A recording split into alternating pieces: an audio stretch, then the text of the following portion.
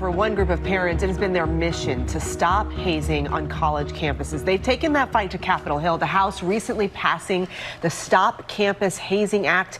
It would require colleges and universities to disclose hazing incidents and create prevention programs. And here to discuss are three parents who lost their sons to hazing: Stephen Gruver, Evelyn Piazza, and Kathleen Wian. We thank you so much for being with us. We know it never gets easy, but we appreciate you on this show. Stephen, we'll start with you. It's been 7 years since your son, Max, died in a hazing incident back in 2017, and now your reaction to this bill moving one step closer to being passed.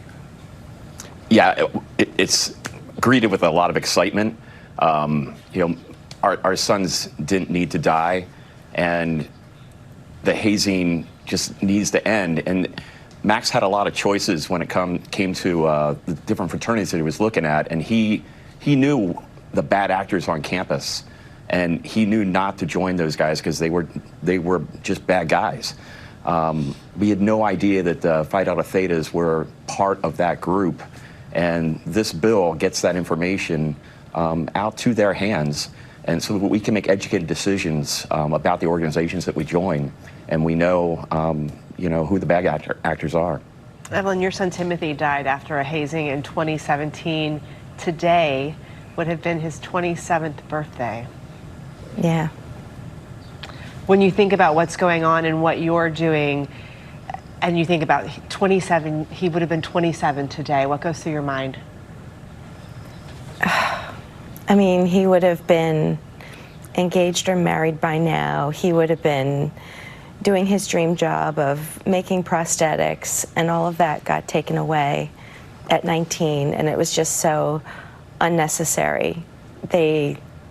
They never even got the chance to know him and appreciate him, and they didn't value his life. And that's what makes it so sad that we need to continue this work without our kids, because people just didn't value them, and we need to save other parents from doing this or going through this.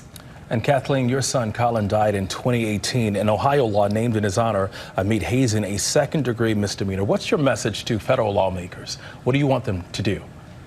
Yeah, that this is necessary. This will save lives. Part of Colin's law is the reporting mechanism that will now be mandated across the country. So when a student goes to join an organization, they and their parents can look up that organization and know any violations with the Student Code of Conduct, any hazing violations. If we had that information when Colin was going to pledge Sigma Pi fraternity at Ohio University, we would have seen that they had a long history of hazing going on that campus at that chapter, and that information alone, we wouldn't have let him pledge that fraternity, and he'd be alive here today. So we want other parents to have that same opportunity to protect their children, and other students to have that opportunity to make educated decisions. Stephen, do you think this legislation is enough? This legislation is vitally important to get the word out, to get information out so they can make that educated decision, but it's not enough. We need much stronger state laws against hazing for penalties. For instance, in Louisiana, the penalty for hazing was 30 days in jail and a $100 fine. That's just not enough of a deterrent. And unfortunately, it took Max's death to create change in the state of Louisiana and create a felony law against hazing in that state, which is a deterrent. And will save lives. And we need that type of legislation across the country.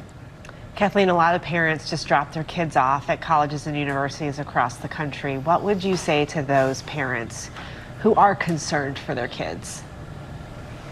To know what the information they need to have to access it, to be part of their students' decision-making process and what organizations they're going to join. I always tell the students, socialize it on campus when there's an organization you want to join. Get a feel for what responses you're hearing. Are you getting a good feeling about that organization or not? And support your student in that. And just watch out for signs of any change in behavior, any sudden change of behavior when they're starting to join a campus organization. Some good advice there. Stephen, Evelyn, and Kathleen, thank you both, all three of you, for being here. Thank you, guys. Thank you. Thank you so much.